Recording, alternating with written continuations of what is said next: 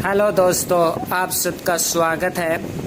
आज हम देखने वाले हैं पशु परिचर के अंतर्गत पार्ट बी के क्वेश्चंस। तो शुरू करते हैं। आज का फर्स्ट क्वेश्चन, मुर्गियों में संगमरमर ग्रेट आहार में दिया जाता है। मुर्गियों को संगमरमर ग्रेट आहार में दिया जाता है। इससे कौन से तत्व की कमी पूरी हो जाती है?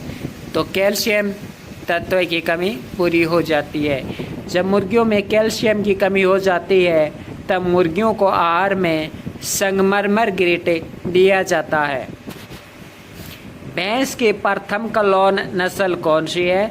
तो भैंस की प्रथम कलोन नस्ल गरिमा है। सर्वाधिक दूध की मात्रा, तो देखिए सर्वाधिक दूध की मात्रा मोरा भैंस में होती है, यानी सर्वाधिक दूध उत्पादन वाली, सर्वाधिक दूध देने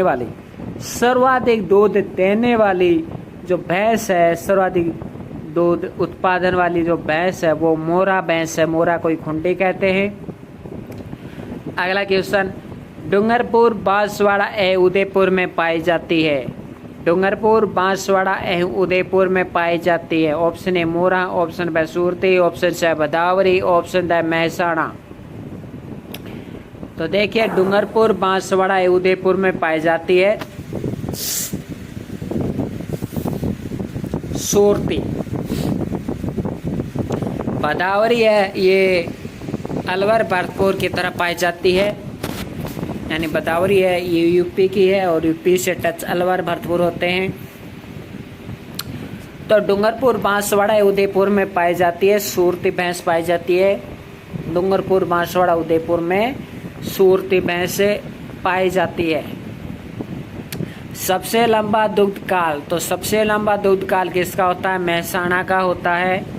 सबसे लंबा दूध काल यानी सबसे लंबे समय तक दूध देने वाली भैंस है महसाणा।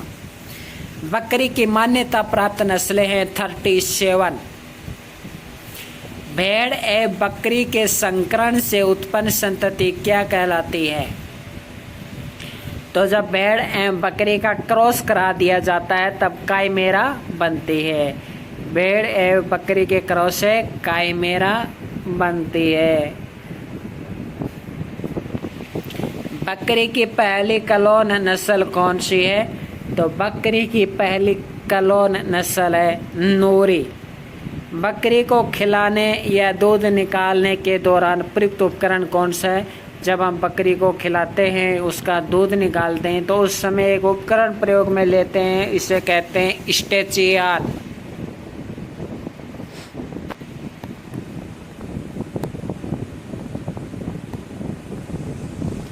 अगला क्वेश्चन है, जखराना बकरी का उत्पत्ति स्थल माना जाता है।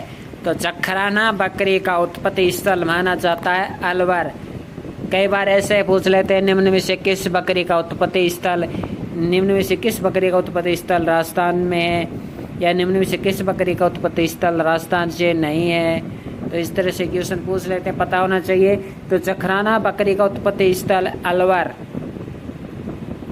मुर्गे में अंडा उत्पादन शुरू हो जाता है 20 से 22 सप्ताह में मुर्गे में अंडा उत्पादन शुरू हो जाता है और 72 सप्ताह तक मुर्गी अंडा देती है। उसके बाद मुर्गी 72 सप्ताह में मुर्गी है फिर अंडा देना बंद कर देती है। इस प्रकार की मुर्गियों को ब्रूडी हैन कहते हैं। अंडा देने वाली मुर्गियां लेयर्स कहलाती है। मांस उत्पादन वाली मुर्गियां बॉयलर्स कहलाते हैं। एक अंडे से 80 कैलोरी ऊर्जा प्राप्त होती है। अंडे का कवच CaCO3 से बना होता है। मुर्गियों का आपस में एक दूसरे को नोचना, एक दूसरे को चोंच मारना क्या कहलाता है? कैनाबलिज्म कहलाता है।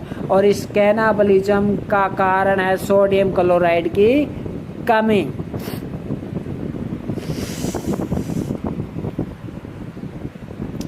तो मुर्गियों में आपस में एक दूसरे को नोचना क्या कहलाता है? मुर्गियों का आपस में एक दूसरे को नोचना कैनाबलिज्म कहलाता है। और कैनाबलिज्म का कारण क्या है? सोडियम क्लोराइड की कमी है। मैग्नीशियम की कमी से मुर्गियों में होने वाला रोग कौन सा है? तो मैग्नीशियम की कमी से मुर्गियों में होने वाला रोग है पैरोसिस रोग। मैग्नीशियम की कमी से मुर्गियों में होने वाला रोग है पैरोसिस रोग। अंडों के माध्यम से चूजों में फैलने वाली बीमारी कौन सी है? तो देखिए, अंडों के माध्यम से चूजों में फैलने वाली बीमारी है ल्यूकोसिस। जिंक की कमी से मुर्गियों में रोग कौन सा होता है? पेरोकिटोसिस।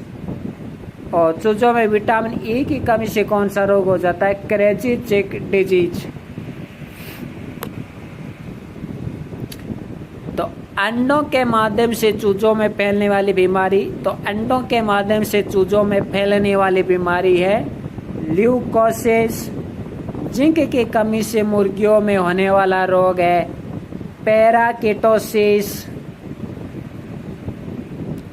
चूजों में विटामिन ई की कमी से होने वाला रोग है क्रेजी चिक डिजीज। रोड आइलैंड रेड किस किस का संकरण है? तो रोड आइलैंड रेड है ये मलयागम क्रॉस लेगहॉर्न क्रॉस एशियाटिक मूल का संकरण है। एक बार पूछा गया था, AAO के एग्जाम में पूछा गया था कि अविशान कितनी नस्लों का संकरण है। AAO में पूछा गया था क्वेश्चन कि अविशान जो मुर्गी की नस्ल है अविशान जो भेड़ की नस्ल है वो कितने नस्लों का संकरण है? तो कितने नस्लों का संकरण है? वो 3 नस्लों का संकरण है। तो रोड आइलैंड रेड किस किस का संकरण पूछ सकते हैं? रोड आइलैंड रेड कितने नस्लों का संकरण है? AAO में पूछ सकते हैं, तो इसमें भी पूछ सकते हैं। तो यह भी याद रखना कितने नस्लों का संकरण है? मलयागम लेगहॉर्न एशियाटिक। GEI टैग प्राप्त मुर्गी है Kadaknath, very important. GEI tag प्राप्त मुर्गी है कड़कनाथ। इसका मांस काला होता है, यह भी याद रखिए। इसे काला मांसी भी कहते हैं, यह भी याद रखिए कड़कनाथ। और इसका मांस है वो सर्वाधिक स्वादिष्ट होता है, यह भी याद रखिए। सबसे महंगा मांस होता है इसका कड़कनाथ का भारत में देखा जाए तो। पहली बार ऊन कर्तन से दूसरी बार ऊन कर्तन के बीच की भेड़ क्या कहलाती है? गीमर। वेरी इंपॉर्टेंट कि पहली बार ऊन कर्तन से दूसरी बार ऊन कर्तन के बीच की भेड़ क्या कहलाती है? गीमर। प्रजनन अंग के चारों ओर की ऊन हटाना क्या कहलाता है? रिगिंग। और भेड़ के रेक्टम के पास की गंदी गीली ऊन हटाना क्या कहलाता है? डगिंग। देखिए, प्रजनन अंग के चारों ओर की ऊन हटाना रिगिंग और भेड़ के रेक्टम के पास की गंदी गीली ऊन हटाना कहलाता है डगिंग। आपको इतना गहराई से पढ़ना ही होगा क्योंकि 17 लाख फॉरम है और क्वेश्चन 2-4 तो गहराई से आएंगे। और अगर इन्हीं में से कोई क्वेश्चन आ गया तो फिर बल्ले बल्ले है। जो प्रजनन अंग के चारों ओर की ऊन हटाना क्या कहलाता है? रिगिंग। और भेड़ के रेक्टम के पास की गंदी गीली ऊन हटाना कहलाता है डगिंग। अगला क्वेश्चन, विश्व की सबसे बड़ी भैंस की नस्ल कौन सी है? विश्व की पूछिए, विश्व की सबसे बड़ी भैंस की नस्ल है लिंकन। भेड़ की त्रिप्रयोजनी नस्ल कौन सी है? तो भेड़ की त्रिप्रयोजनी नस्ल है सोनाड़ी नस्ल। बूढ़ी मादा भेड़ क्या कहलाती है? जब भेड़ है जब बूढ़ी हो जाती है तो उसे कहते हैं क्रोन।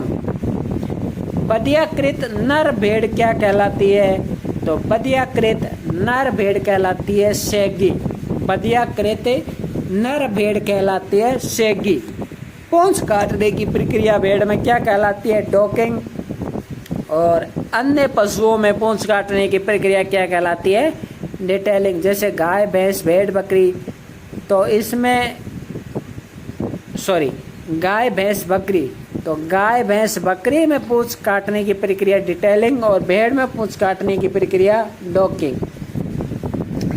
लैम्ब को 50 से 100 ग्राम प्रतिदिन लैम्ब को दिया जाने वाला राशन क्या कहलाता है? देखिए, लैम्ब को 50 से 100 ग्राम प्रतिदिन राशन दिया। लैम्ब क्या होता है? तो भेड़ का बच्चा लैम्ब कहलाता है। तो लैंब को 50 से 100 ग्राम प्रतिदिन कितना राशन दिया जाता है। देखिए लैंब को 50 से 100 ग्राम प्रतिदिन क्या दिया जाता है, राशन दिया जाता है। इस प्रकार के राशन को कहते हैं क्रीप राशन। लैंब को 50 से 100 ग्राम प्रतिदिन दिया जाने वाला राशन क्या कहलाता है, क्रीप राशन। भेड़ में प्रजनन मौसम शुरू होने से 2-3 सप्ताह पूर्व दिया जाने वाला अतिरिक्त दाना क्या कहलाता है। सीधा है कि भेड़ को प्रजनन के दौरान दिया जाने वाला राशन कहलाता है फलसिंग। यानी जब भेड़ प्रजनन अवस्था में आ जाए तब उसको जो राशन दिया जाता है वो कहलाता है फलसिंग। आंतरिक परजीवियों को नष्ट करना क्या कहलाता है, डोसिंग। आंतरिक परजीवियों को नष्ट करना क्या कहलाता है, तो आंतरिक परजीवियों को नष्ट करना कहलाता है डोसिंग। सोनाड़ी भेड़ का मूल स्थान क्या है, तो सोनाड़ी भेड़ का मूल स्थान क्या है। देखिए सोनाड़ी एक त्रिप्रयोजनी नस्ल है, याद रखिए सोनाड़ी एक त्रिप्रयोजनी नस्ल है, यानी दूध भी देती है, मांस भी देती है।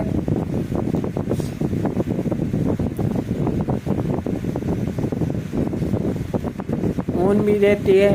तो देखिए सोनाड़ी भेड़ का मूल स्थान है उदयपुर, है ना, राजस्थान में ही है। सोनाड़ी कहाँ की है, राजस्थान की है। 1 से 8 सप्ताह के चूजों को दिया जाने वाला राशन क्या कहलाता है, तो 1 से 8 सप्ताह के चूजों को दिया जाने वाला राशन स्टार्टर राशन कहलाता है। देखिए अलग अलग है। 1 से 4 सप्ताह के चूजे को दिया जाने वाला राशन क्या कहलाता है, 4 से 8 सप्ताह के चूजों को दिया जाने वाला राशन क्या कहलाता है, 1 से 8 सप्ताह के चूजों को दिया जाने वाला राशन क्या कहलाता है। सब याद रखने कि 1 से 8 सप्ताह के चूजों को दिया जाने वाला राशन स्टार्टर राशन कहलाता है। 8 सप्ताह से अधिक आयु की मुर्गियों का प्रबंधन क्या कहलाता है, तो 8 सप्ताह से अधिक आयु की मुर्गियों का प्रबंधन करना कहलाता है ग्रोवर मैनेजमेंट।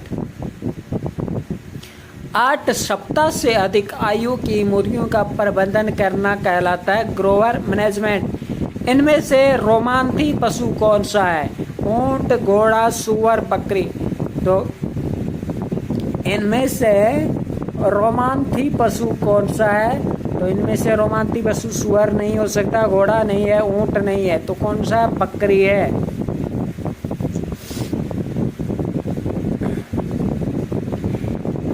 बेबेसियोसिस रोग है, तो बेबेसियोसिस रोग प्रोटोजोआ जनित रोग है।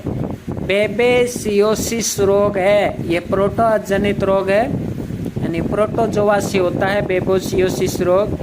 सांड को एक जगह से दूसरी जगह ले जाने के लिए कौन सा उपकरण काम में लेते हैं, बुल पॉल, यानी जिसे इंग्लिश में कहते हैं लेडर। तो सांड को एक जगह से दूसरी जगह ले जाने के लिए उपकरण है बुल पॉल, लेडर भी कहते हैं इसे।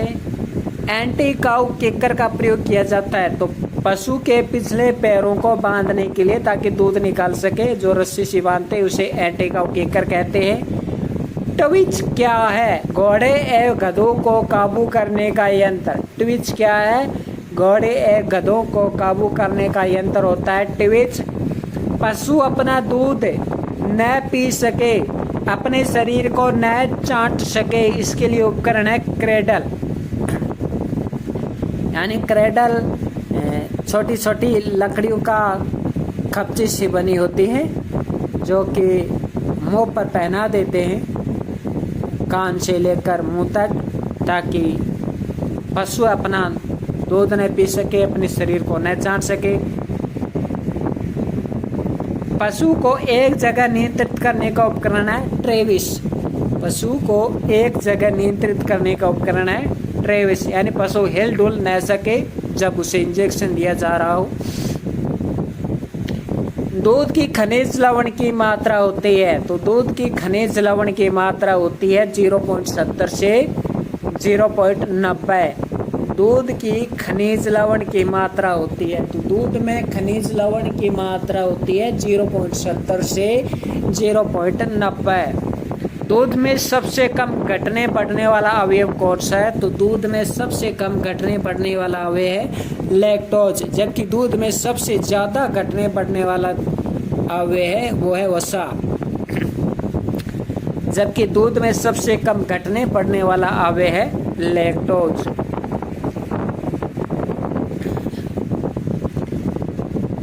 थनैला रोगी पशु के दूध का पीएच मान कितना होता है? थनैला रोगी पशु के दूध का पीएच मान 7.4 होता है। दूध में प्रोटीन किस रूप में पाया जाता है? दूध में प्रोटीन पाइस या कोलाइड के रूप में पाया जाता है। दूध में प्रोटीन किस रूप में पाया जाता है? दूध में प्रोटीन पाइस या कोलाइड के रूप में पाया जाता है। दूध प्रोटीन में कैसीन की मात्रा कितनी होती है? दूध प्रोटीन में कैसीन की मात्रा 80% होती है। कैसीन की वजह से दूध का रंग सफ़ेद होता है। दूध में कौन सी प्रोटीन का पाचन नहीं होता है? इलास्टिन। दूध में इलास्टिन प्रोटीन का पाचन नहीं होता है। पूर्ण दूध में वसा SNF की मात्रा कितनी होती है? तो पूर्ण दूध में यानी एक बाल्टी दूध निकाल लिया आपने तो उसमें वसा की मात्रा 3.25% और SNF की मात्रा 8.5% होगी। ऑपरेशन फ्लड की शुरुआत 13 जनवरी 1970 को हुई थी। राष्ट्रीय दुग्ध दिवस 26 नवंबर को मनाया जाता है, जबकि विश्व दुग्ध दिवस 1 जून को मनाया जाता है। राज्य डेयरी विकास निगम की स्थापना 1975 में हुई थी। राज्य डेयरी विकास निगम की स्थापना 1975 में हुई थी। ऑपरेशन फ्लड की शुरुआत 13 जनवरी 1970 को हुई थी, जो कि 25 साल तक चली थी। 1995 तक चली थी और 3 चरणों में हुई थी। 1970 से 77 तक, फिर 1978 से लेकर 85 तक, फिर 1985 से लेकर 95 तक। पशु के कौन से ब्यात में सर्वाधिक दूध उत्पादन होता है? तो पशु के तीसरे या चौथे ब्यात में सर्वाधिक दूध उत्पादन होता है। गाय के तीसरे ब्यात में सर्वाधिक दूध उत्पादन होता है और भैंस के चौथे ब्यात में सर्वाधिक दूध उत्पादन होता है। पशु के बयाने के कितने सप्ताह अधिकतम दूध उत्पादन होता है? जब पशु बया जाता है तो पशु के बयाने के 8 से 10 सप्ताह बाद बहुत ज़्यादा दूध, अच्छा दूध होता है। फॉस्फोलिपिड्स उपस्थित होता है, तो फॉस्फोलिपिड्स उपस्थित होता है घी में। फॉस्फोलिपिड्स उपस्थित होता है घी में। घी में सुगंध का कारण क्या है? बाई एसिटाइल एवं डाई एसिटाइल। घी में सुगंध का कारण है बाई एसिटाइल, डाई एसिटाइल। स्प्रेटा दूध में वसा हुआ SNF कितना होता है? तो स्प्रेटा दूध में वसा होती है 0.5% और SNF होता है 8.7%। डबल टोड मिल्क में वसा हुआ SNF कितना होता है? तो डबल टोड मिल्क में वसा होती है 1.5% और SNF होता है 9%। दूध में मीठापन होता है लैक्टोज के कारण। कौन सी औषधि जहर का ऑक्सीकरण कर देती है? तो लाल दवा। कौन सी औषधि जहर का ऑक्सीकरण कर देती है? लाल दवा। और लाल दवा एंटीबायोटिक के रूप में काम आती है। नीलत होता है कृमिनाशक। कृमिनाशक कृमियों का नाश करने वाला नीलत होता, तो नीलत होता है कृमिनाशक। अर्थात आप जब देखते हैं कि FMD रोग होता है तब हमें खोर और मुंह पर छोटे छोटे फाले से हो जाते हैं, खुरंटे से निकल आते हैं, तब हम नीलत होता का प्रयोग कर सकते हैं। किस प्रकार की औषधियाँ कब्ज को दूर करती हैं? मर्दूरेचक औषधियाँ। मर्दूरेचक किस प्रकार की औषधियाँ कब्ज को दूर करती है? मर्दूरेचक औषधियाँ। नीलत होता है कृमिनाशक। और कौन सी औषधि जहर का ऑक्सीकरण कर देती है? लाल दवा। पशु के त्वचा संबंधी विकार एवं परजीवियों को मारने के लिए किस प्रकार की कौन कौन सी औषधियाँ काम में लेते हैं? देखिए, पशु के त्वचा संबंधी कोई विकार हो जाए या पशु के त्वचा पर परजीवी उनको मारना है ना, तो आप एल्बेंडाजोल लीजिए, फेनबेंडाजोल लीजिए, आइवरमेक्टिन का प्रयोग कीजिए। तो पशु के त्वचा संबंधी विकार एवं परजीवियों को मारने के लिए एल्बेंडाजोल, फेनबेंडाजोल, आइवरमेक्टिन का प्रयोग कर सकते हैं। किस प्रकार की औषधि शरीर में अति उत्तेजना को शांत कर देती है? जब पशु के शरीर में अति उत्तेजना हो जाती है तब उस अति उत्तेजना को शांत करने के लिए किस प्रकार की औषधियाँ काम में ली जाती है? संदमक यानी सेडेटिव। किस प्रकार की औषधि का प्रयोग आफरा, सूजन, दर्द में काम में लिया जाता है? तो तारपीन का तेल। जब पशु के पेट में दर्द होना शुरू हो जाता है, जब पशु के शरीर में आफरा शुरू हो जाता है, जब पशु के शरीर के अंदरूनी भाग में सूजन आ जाती है, तब हम तारपीन का तेल प्रयोग कर सकते हैं। तो किस प्रकार के औषधि का प्रयोग आफरा, सूजन एवं दर्द में काम में लिया जाता है? तारपीन का तेल। वेरी इंपॉर्टेंट है ये। एंटीपायरेटिक औषधि, तो देखिए एंटीपायरेटिक औषधि है पैरासीटामोल। एंटी हेलमिंथेज औषधि, एंटी-हेलमिंथेज औषधि है फेरस सल्फेट। एंट्रीजेंट्स औषधि, एस्ट्रीजेंट्स औषधि है फिटकरी। और निश्चेतक है इतर। निश्चेतक का मतलब है बेहोश वाली दवाई, इथर। इसके अलावा नाइट्रस ऑक्साइड भी निश्चेतक के रूप में काम में लेते हैं। एस्ट्रीजेंट्स औषधि है फिटकरी।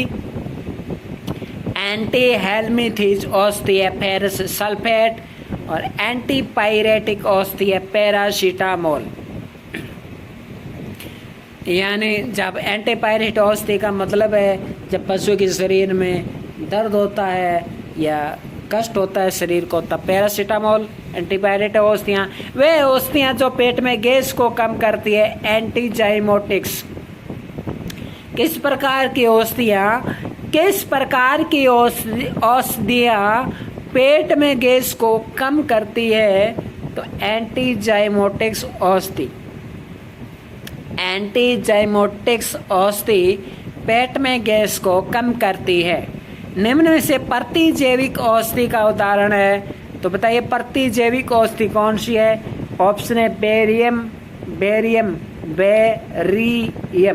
Barium chloride. ऑप्शन है स्ट्रेप्टोमाइसिन।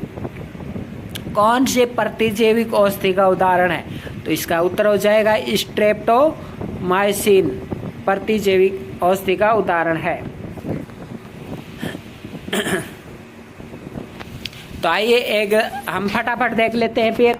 मुर्गियों में संगमरमर ग्रेड आर किसकी कमी को पूरा करने के लिए दिया जाता है? कैल्शियम की कमी। भैंस की प्रथम कलोन नस्ल कौन सी है? गरिमा। सर्वाधिक दूध देने वाली भैंस कौन सी है? मूरा। डूंगरपुर, बांसवाड़ा एवं उदयपुर में पाई जाने वाली भैंस कौन सी है? सूरती। सबसे लंबा दुग्ध काल किसका है? महसाणा का। बकरी की मान्यता प्राप्त नस्लें कितनी है? 37। भेड़ एवं बकरी के संकरण से उत्पन्न संतति क्या कहलाती है? काइमेरा। बकरी की पहली कलोन नस्ल कौन सी है? नूरी। बकरी को खिलाने या दूध निकालने के दौरान प्रयुक्त उपकरण कौन सा है? स्टेचियोन। पशु के त्वचा संबंधी विकार एवं परजीवी को मारने के लिए कौन सी औषधियाँ काम में लेते हैं? Albendazole, fenbendazole, ivermectin. किस प्रकार की औषधि शरीर में अति उत्तेजना को शांत कर देती है? संदमक सेडेटिव। किस प्रकार की औषधि का प्रयोग आफरा, सूजन और दर्द में किया जाता है? तारपीन का तेल। एंटीपायरेटिक औषधि है पैरासीटामोल। एंटी हेलमिंथेज औषधि है फेरस सल्फेट। एस्ट्रीजेंट्स औषधि है फिटकरी। और निश्चेतक औषधि है इथर। वे औषधियाँ जो पेट में गैस को कम करती है, एंटीजाइमोटिक्स। निम्न से प्रतिजैविक औषधि का उदाहरण स्ट्रेप्टोमाइसिन। पशु के कौन से ब्यात में सर्वाधिक दूध उत्पादन होता है? 3 से 3 में। पशु के ब्याने के कितने सप्ताह बाद अधिकतम दूध उत्पादन होता है? 8 से 10 सप्ताह बाद। फास्फोलिपिड्स उपस्थित होता है घी में। घी में सुगंध का कारण है बाई एसिटाइल डाई। स्प्रेटा दूध में वसा एसएनएफ होता है 0.5 8.7। डबल टोड मिल्क में वसा एसएनएफ होता है 1.5 9%। दूध में मीठापन लैक्टोज के कारण। कौन सी औषधि जहर का ऑक्सीकरण कर देती है? लाल दवा। नीलत होता क्या है? कृमिनाशक। किस प्रकार की औषधियाँ कब्ज को दूर करती है? मर्दूरेचक। दूध में खनिज लवण की मात्रा कितनी है? दूध में खनिज लवण की मात्रा 0.70 से 0.90 है। दूध में सबसे कम घटने बढ़ने वाला अवयव है लैक्टोज। थनैला रोगी पशु के दूध का पीएच मान कितना होता है? 7.4। दूध में प्रोटीन किस रूप में पाया जाता है? पाइस या कोलाइड के रूप में। दूध प्रोटीन में कैसिन की मात्रा कितनी होती है? 80%। दूध में कौन सी प्रोटीन का पाचन नहीं होता है? इलास्टिन। पूर्ण दूध में वसा SNF की मात्रा कितनी होती है? 3.25 एवं 8.5। ऑपरेशन फ्लड की शुरुआत 13 जनवरी 1970। राष्ट्रीय दूध दिवस 26 नवंबर। विश्व दुग्ध दिवस 1 जून। राज्य डेयरी विकास निगम की स्थापना। राज्य डेयरी विकास निगम की स्थापना 1975 में। 8 सप्ताह से अधिक आयु की मुर्गियों का प्रबंधन करना कहलाता है ग्रोवर मैनेजमेंट। इनमें से रोमांथी पशु कौन सा है? ऊंट, घोड़ा, सुअर, बकरी। तो बकरी। बेबीसियोसिस रोग होता है, प्रोटोजोआ जनित रोग है ये। सांड को एक जगह से दूसरी जगह ले जाने के लिए बुल पॉलिनेटर का प्रयोग करते हैं। एंटी काउ किकर का प्रयोग करते हैं पशु के पिछले पैरों को बांधने के लिए। ट्विच क्या है? घोड़े एवं गधों को काबू करने के लिए। पशु अपना दूध न पी सके, अपने शरीर को न जान सके, इसके लिए उपकरण काम में लेते हैं क्रेडल। पशु को एक जगह नियंत्रित करने का उपकरण है ट्रेविस। विश्व की सबसे बड़ी भैंस की नस्ल है लिंकन। भेड़ की त्रिप्रयोजनी नस्ल है सोनाड़ी। भेड़ की त्रिप्रयोजनी नस्ल है सोनाड़ी। बूढ़ी माता भेड़ कहलाती है क्रोन। बधियाकृत नर भेड़ कहलाती है सेगी। पूंछ काटने की प्रक्रिया भेड़ में क्या कहलाती है? डॉकिंग। अन्य पशुओं में पूंछ काटने की प्रक्रिया डिटेलिंग। लैम्प को 50 से 100 ग्राम प्रतिदिन लैम्प को दिया जाने वाला राशन क्या कहलाता है? Creep ration. भेड़ में प्रजनन मौसम शुरू होने से 2-3 सप्ताह पूर्व दिया जाने वाला अतिरिक्त दाना कहलाता है फलसिंग। आंतरिक परजीवियों को नष्ट करना कहलाता है डोसिंग। सोनाड़ी भेड़ का मूल स्थान है उदयपुर। सोनाड़ी एक त्रिप्रयोजनी नस्ल है जिसका मूल स्थान है उदयपुर। 1 से 8 सप्ताह के चूजों को दिया जाने वाला राशन है स्टार्टर राशन। 1 से 8 सप्ताह के चूजों को दिया जाने वाला राशन स्टार्टर राशन कहलाता है। अंडों के माध्यम से चूजों में फैलने वाली बीमारी है ल्यूकोसिस। जिंक की कमी से मुर्गियों में रोग हो जाता है पैराकिटोसिस। चूजों में विटामिन ई की कमी से होने वाला रोग है क्रेजी चिक डिजीज। रोड आइलैंड रेड किस किस का संकरण है? रोड आइलैंड रेड है मलयागेम, लेगॉर्न और एशियाटिक मोल। GEI टैग प्राप्त मुर्गी है कड़कनाथ। पहली बार ऊन कर्तन से दूसरी बार ऊन कर्तन के बीच की भेड़ क्या कहलाती है? गेमर। प्रजनन अंग के चारों ओर की ऊन हटाना कहलाता है रिगिंग। और भेड़ के रेक्टम के पास की गंदे गिल्ले ऊन हटाना कहलाता है डगिंग। जखराना बकरे का उत्पत्ति स्थल है अलवर। मुर्गी में अंडा उत्पादन 20 से 22 सप्ताह में शुरू होता है और 72 सप्ताह में समाप्त हो जाता है। और 72 सप्ताह में जब मुर्गी अंडा उत्पादन बंद कर देती है तो उसे कहते हैं ब्रूडी हैन। अंडा देने वाली मुर्गियां लेयर्स और मांस उत्पादन वाली मुर्गियां बॉयलर्स। एक अंडे से ऊर्जा प्राप्त होती है 80 कैलोरी और एक अंडे का वजन 58 ग्राम होता है। अंडे का कवच बना होता है CaCO3 से। मुर्गियों का आपस में एक दूसरे को नोचना कहलाता है कैनाबिलिज्म जिसका कारण है सोडियम क्लोराइड। मैग्नीशियम की कमी से मुर्गियों में होने वाला रोग। तो मैग्नीशियम की कमी से मुर्गियों में होने वाला रोग है पैरासिस रोग। तो आज के लिए इतना ही। धन्यवाद।